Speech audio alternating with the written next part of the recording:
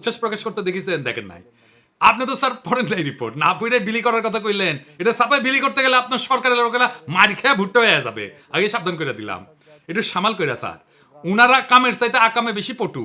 আর 2 নম্বর হচ্ছে উনারা একেবারে বাংলাদেশের সমাজ, রাজনীতি, জনগণ, গণমানুষ এই সম্পর্কে কিছুই জানেন না।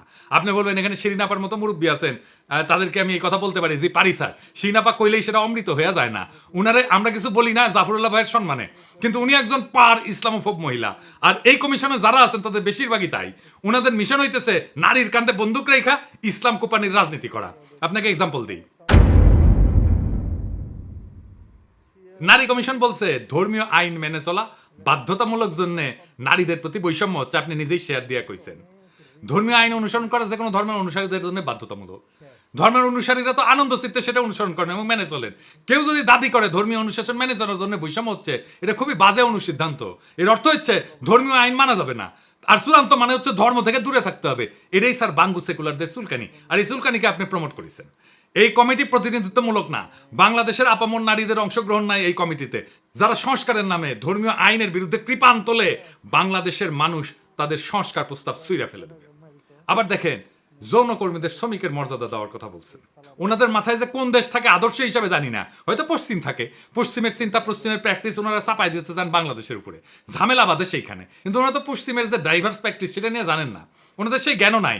আমার অনুমান ওনারা কিছুই জানেন না। ধরা যাক ফ্রান্সে কি নিয়ম জানেন? সুইডেন, নরওয়ে, ফ্রান্স এই সমস্ত দেশে যৌনকর্মী না, বরং ক্রেতাদের যারা যৌন সেবা গ্রহণ করে তাদের শাস্তির আওতায় আনা হয়। এদেরকে বলা হয় নর্ডিক মডেল। তাহলে বুঝতে পারতেছেন যে পতিতাবৃত্তিকে কিভাবে কোন কায়দায় ট্যাকেল করা হয় পশ্চিমে। আপনি তো অপমানকর, মর্যাদাহানিকর একটা পেশাকে আইনি কাঠামোর মধ্যে এনে বৈধতা দিতে পারেন না। আপনারা পতিতাবৃত্তিতে ইন্ডাস্ট্রি বানাইতে চাইতেছেন, সেখানে টাকা বিনিয়োগ হবে, আর বাংলাদেশের নারীরা সেখানে শ্রমিক হিসেবে কাজ করবে। মানে পতিতাদের অ্যাপয়েন্টমেন্ট লেটার দিবে, পেনশন থাকবে, প্রমোশন হবে, পতিতারা ট্রেড ইউনিয়ন করবে। Are you crazy? মাথা মধ্যে ঠিক আছে আপনাদের? নারীদের সম্মানজনক কর্মসংস্থান করতে হবে, এটা যদি লক্ষ্য হয় তাহলে এমন ব্যবস্থা করেন দক্ষতার যোগ্যতা অনুসারে সকল নারীর কর্মসংস্থানের জন্য বাংলাদেশের পুরুষদের যদি আধা পেটে খায় থাকতে হয়, তাহলে সেটাও বাংলাদেশের পুরুষেরা মেনে নেবে। কিন্তু এটা মানবে না, আগুন জ্বালাই দিবে। মাথায় রেখেন, আগুন নিয়ে খেলেন না। এই যে কমিশন, এটা কি নারী নীতি বিষয়টা বুঝে? আসেন সেটা বুঝে দেখি নারী নীতি কেমন হওয়া উচিত।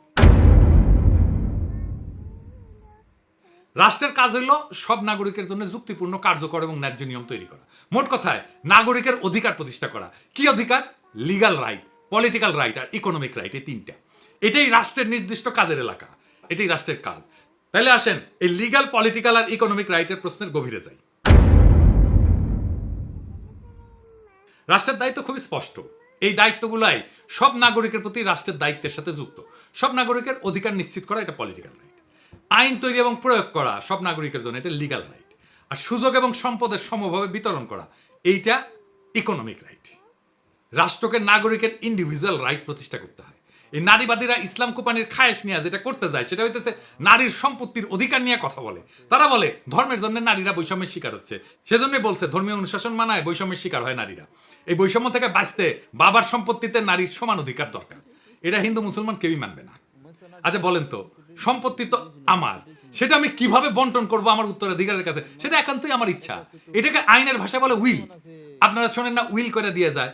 বিদেশে দেখেন না বিড়ালের নামে উইল করে দিয়ে যায়। আমার সম্পত্তি আমি যাকে খুশি লিখে দেবো, আমি আমার সন্তানদেরকে না দিয়ে আমি বিড়ালকে দিয়ে যাবো। এটা আমার ইচ্ছা, এটা আমার উইল। এইখানে কারো কিছু বলার নাই। রাষ্ট্র দেখবে আমার যেটা ইচ্ছা সেটা বাস্তবায়িত হচ্ছে কিনা, এটাই রাষ্ট্রের অধিকার, এটাই রাষ্ট্রের দায়িত্ব। রাষ্ট্রের বলার কথা না আমি কাকে কতটুকু দেবো সম্পত্তি, এইটা রাষ্ট্র ঠিক করে দেবে না। রাষ্ট্র আমার ইচ্ছাকে মর্যাদা দেবে, সেটাই রাষ্ট্রের দায়িত্ব। কিন্তু এই নারীবাদীরা বলে সম্পত্তিকে সমানভাবে ভাগ করে দিতে হবে। আমি যদি আমার মেয়েকে বেশি দিতে চাই, পারবো না? অবশ্যই পারবো, এটাই আমার উইল। আমার ব্যক্তিগত সম্পত্তি আমি কিভাবে আমার উত্তরাধিকারের কাছে দেবো, সেটা একান্তই আমার নিজের সিদ্ধান্ত। দুনিয়ার কোনো রাষ্ট্র এটা হাত দেয় না। ইউরোপে কেউ মানবে যদি রাষ্ট্র বলে তুমি তোমার উত্তরাধিকারের মধ্যে এইভাবে বন্টন করে দাও সম্পত্তি? মানবে না। কিন্তু বাংলাদেশের নারীবাদীরা এটা করতে চায়, কারণ এই অসিলায় তারা ইসলাম কুপাইতে পারে। এটা ইসলাম কুপানির ইন্ডিয়ান তরিকা। তো এখন কইতে পারেন দাদা কিছু হইলে ইন্ডিয়া ঢুকায় দেয়। জি না ভাই, বুঝাই দিই। আপনারা ভারতে মুসলমানদের ওয়াকফ সম্পত্তি মোদি গ্রাস করতে চায়, শুনেছেন না? কিভাবে গ্রাস করতে চায় জানেন? ইউনিভার্সাল সিভিল কোডের নামে। এটা কি? এই ওয়াকফ সম্পত্তি যেটা মসজিদ, মাদ্রাসা, কবরস্থান এই তিনদের জন্য দাঁড় করা হয়, তার পরিমাণ হইতেছে 6 লাখ একরের বেশি ভারতে। এটা মুসলমানদের একটা বিরাট বড় সম্পদ, সামাজিক সম্পদ। এই বিশাল সম্পদের উপর আজ সবচেয়ে বড় হুমকি হয়ে উঠছে তথাকথিত ইউনিফর্ম সিভিল কোড। এর মানে হচ্ছে সব ধর্মের জন্য এক আইন চাই। শুনতে খুব সুন্দর, কিন্তু প্রশ্ন হলো এই এক আইনের সুতায় তারা কি মুসলমানদের ধর্মীয় দাতব্য প্রতিষ্ঠানগুলোকে দুর্বল করে দিতে চায়? আসলে চায়। হ্যাঁ, ওয়াকফ মানে হচ্ছে স্থায়ী দান। এই সম্পত্তি কেউ বিক্রি করতে পারে না, উত্তরাধিকার দাবি করতে পারে না। এটা গরিব দুঃখী আর ধর্মীয় কাজে ব্যবহার করা হয়। ইউনিফর্ম সিভিল কোড চালু করে বলা হবে সব দান হবে এক নিয়মে, ধর্মীয় ভিত্তিতে দান না। বোঝা যাচ্ছে না? এর মানে ওয়াকফকে অসাংবিধানিক বলে বন্ধ করার রাস্তা তৈরি করা হচ্ছে। ওয়াকফ বোর্ডকে রাষ্ট্রের নিয়ন্ত্রণে না, মুসলমানদের দানের উপরে সরকার বসে পড়বে। এটা শুধু আইন না, এটা একটা অর্থনৈতিক আক্রমণ। মুসলমানদের সবচেয়ে বড় ধর্মীয় এবং জনহিতকর সম্পদ এখন রাজনৈতিক টার্গেট হয়ে গেছে। তাই ইউনিফর্ম সিভিল কোড এইটা মুসলমানদের অধিকার উচ্ছেদের জন্য। ভারতের মুসলমানদের জন্য এই লড়াই শুধু বিশ্বাসের না, এটা অস্তিত্বের লড়াই। এখন এই ইউনিফর্ম সিভিল কোড হচ্ছে হিন্দুত্ববাদী মোদির অস্ত্র, যা দিয়া মুসলমানদের সম্পদ, তার শক্তিকে, তার সমাজকে খর্ব করতে চায়। এই ইউনিভার্সাল সিভিল কোডের বাংলাদেশি ভার্সন হচ্ছে সম্পত্তিতে নারীর সমান অধিকার। এইটা দিয়ে ইসলাম কোপানি যাবে। এইটা ইন্ডিয়ান প্ল্যান। এই যে দেখেন না কুসুখিতি, এটা স্ট্রংলি এগ্রি করেছে, স্ট্রংলি ইংরেজি কইছে, ইংরেজি যেহেতু কইছে ঠিকই কইছে, তাই না? এবার মিলে যে কুসুখিতির টাকা টুকা যে দেয় ওয়াকার, সেই ইন্ডিয়ার বাংলাদেশি প্রজেক্টের এক্সটেনশন সন্দেহ আছে। এইভাবে কে কার কইয়া খেলে সেটা ফসাদ কইরা বাইরে হয়ে যায় মাঝে মাঝে। সম্পত্তিতে নারীর সমান অধিকার দিলে কি সমস্যা হবে? আসেন বুঝে দেখি। প্রথম কথা হচ্ছে এটা ধর্মীয় বিধান। যে যার ধর্মের বিধান মানবে। আমি আমার সম্পত্তি কাকে কিভাবে দেবো এটা ব্যক্তির সিভিল লিগাল রাইট। এটা হাত দেওয়ার অধিকার রাষ্ট্রের নাই। ধর্মের বিধানগুলো তো এমনি আসে নাই, এর পিছনে যা লজিক সেটা আমি যাব না। এটা ধর্মীয় নেতারা ব্যাখ্যা করবেন। আমি আমাদের সোশ্যাল ফেব্রিকের আলাপ করব, যা হাজার হাজার শতাব্দীর ভিতর দিয়ে গড়ে উঠছে। সেই সোশ্যাল ফেব্রিক নষ্ট হয়ে যাবে। কি সেটা? সেটা ভয়ঙ্কর একটা বিষয় হবে। বোন ভাইয়ের চাইতে ধর্মীয় বিধান অনুসারে পিতার সম্পত্তি কম পায়, এটা অঙ্কের হিসাব। কিন্তু সেই কম পাওয়াটা বহুগুণে বাইরে যায় একটা সামাজিক ঘটনায়, একটা সোশ্যাল ইঞ্জিনিয়ারিং এ। আমাদের সমাজে মায়ের পরে একজন ছেলের কাছে সবচেয়ে মূল্যবান সম্পর্কটা কোনটা? কোনটা? মামা। দুইবার মা ডেকে আমরা এই মামার সম্পর্কটা তৈরি করি। আমি যে আবদার এমনকি মায়ের কাছেও করতে পারি না, সেই আবদার আমাদের কালচারে মামার কাছে করতে পারি। মামার বাড়ির আবদার এটা বলি না, এটা কি মামার বাড়ি পাইছো এটা বলি না। এটা কেমনে আসে? ওই সোশ্যাল ইঞ্জিনিয়ারিং এর জন্য যেই অতিরিক্ত সম্পত্তি পায় মামা, তার কারণে এমন একটা মধুর কেমিস্ট্রি মামার উপরে পড়ে যে মামার সম্পত্তির উপরে, মামার বাড়ির উপরে ভাগনার একটা আলাদা অধিকার জন্মায়। সামাজিক অধিকার, ভালোবাসার অধিকার। ওই যে বলে না তাই তাই তাই, মামার বাড়ি যাই, মামা দিল দুধ ভাত, দরে বসে খাই। তারপরে ওই যে আয় ছেলেরা আয় মেয়েরা ফুল তুলিতে যায়, ফুলের মালা গলায় দিয়ে মামার বাড়ি যায়। মামার বাড়ি মধুরহারি, মামা ভাগ্নে যেখানে, আপদ নাই সেখানে। এই যে মামার ভাগ্নের কেমিস্ট্রি আমাদের সমাজে এটা আর কোথাও পাবেন না। কাকার সাথে এই কেমিস্ট্রি হয় না কেন? কারণ ওই ধর্মের অনুশাসন শুধু সম্পত্তির অধিকার ঠিক করে দেয় নাই, সেটার সাথে সোশ্যাল ইঞ্জিনিয়ারিং করে দিচ্ছে যেন বোনের ছেলে মেয়ের মামার উপরে এক স্নেহের, ভালোবাসার, নির্ভরতার একটা সম্পর্ক তৈরি হয়। এই নারীবাদীরা সেটাও ভেঙে দিবে। আপনি দেখছেন এরা এতটাই নির্বোধ, যারা হাজার বছর ধরে গড়ে ওঠা একটা সমাজকে মুহূর্তের মধ্যে কলমের খোঁচায় ধ্বংস করে দিতে চায়। এতই নির্বোধ এরা। প্রফেসর ইউনূস মাঝে মাঝে ভুলে যান উনি কোথায় থেকে ক্ষমতা পেয়েছেন, ওনার ক্ষমতার উৎস কি। আমরা এটা একটু ওনাকে মনে করে দিতে চাই। উনার ক্ষমতার উৎস বাংলাদেশের আপামর জনগণ। এই আপামর জনগণই প্রফেসর ইউনূসের সরকারকে ক্ষমতায় রাখছে। প্রফেসর ইউনূসের ক্ষমতার উৎস মানুষ। এটা যতক্ষণ পর্যন্ত মনে রাখবেন ততক্ষণ পর্যন্ত প্রফেসর ইউনূস শক্তিশালী।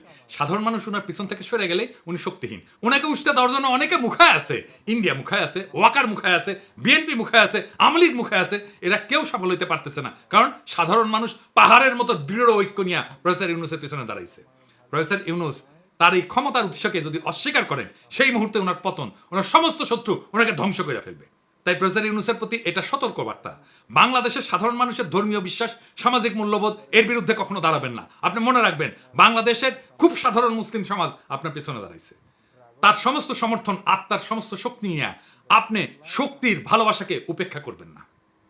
এর পরিণতি হবে ভয়ানক। এই নারী নীতিতে কি আছে আমরা পুরোটা পড়ে দেখিনি, কিন্তু যেই স্যাম্পল বা ট্রেলার দেখলাম তাতে বাংলাদেশের সাধারণ মানুষ শঙ্কিত। আমি আশা করব সাধারণ মানুষের সংখ্যাকে গুরুত্বের সাথে বিবেচনা করবেন। এই নারী নীতি ব্যাপক পর্যালোচনা ছাড়া কোনো সংস্কারের পথে অগ্রসর হওয়া উচিত হবে না। প্রফেসর ইউনূস আপনি যদি এই জাতির উপরে ভর কইরা এই দেশের মানুষকে পেছনে রেখে হঠাৎ করে এমন কিছু চাপায় দেন যা এই সমাজ চেনে না, মানে না, বিশ্বাস করে না, তাহলে এই জাতি কিন্তু একসময় আপনাকে প্রশ্ন করবে। আপনার শক্তি কিন্তু বিদেশি মিডিয়া না বা ডোনাররা না, আপনার শক্তি এই দেশের আপামর জনগণ, মুসলমান, তাদের সন্তান, যাদের হৃদয়ে আপনার উপরে এখনো বিশ্বাস আছে। আপনি যদি সেই বিশ্বাস ভেঙে ফেলেন, যদি ধর্মীয় বিশ্বাস, সামাজিক মূল্যবোধ, পারিবারিক কাঠামোকে না বুঝে বিদেশি এনজিওর ফর্মুলা দিয়া রাষ্ট্র চালাইতে যান, তাহলে আপনি টিকবেন না। কারণ এই দেশ কোনো ল্যাবরেটরি না, এই জাতি গিনিপিগ না, এই জাতি 24-এর বর্ষা বিপ্লবের রক্তে দাঁড়ানো, ইসলামের শেকড়ে বাঁধা, সামাজিক পারিবারিক বন্ধনে গড়া জাতি। এটাই আপনার ক্ষমতার আর বৈধতার উৎস। আপনি যদি এই জাতিকে এনজিও বানাইতে চান, তাহলে এই জাতি আপনাকে রাজনীতির ইতিহাসে একটা দুঃখজনক ব্যর্থতা হিসেবে মনে রাখবে। এখনো সময় আছে, সাধারণ মানুষের ভাষা বুঝেন, ধর্মের প্রতি তাদের আবেগ বুঝেন, এই মাটির গন্ধ বুঝেন। না বুঝলে আপনি থাকবেন হয়তো পদে, কিন্তু মানুষের হৃদয়ে থাকবেন না। মনে রাখবেন, এই জাতি অনেক ধৈর্য ধরে, কিন্তু একবার যদি জায়গা ওঠে, ফাগুনের আগুনের মতো ছড়ায় পড়ে, সেই আগুন কিন্তু কারো ক্ষমতা দেখে না, পদ দেখে না, অতীত দেখে না, ইতিহাস দেখে। ইতিহাসের এক সময়ের মহানায়কের স্মৃতি বিজড়িত বাসভবন মুহূর্তেই গুড়ায় দেয় প্রবল ঘৃণায়। তাই সতর্ক হন, সংলগ্ন হন, এবং সবচেয়ে বড় কথা, মানুষের কথা শোনেন, আমাদের কথা শোনেন। আপনার ক্ষমতার আসল মালিক তারাই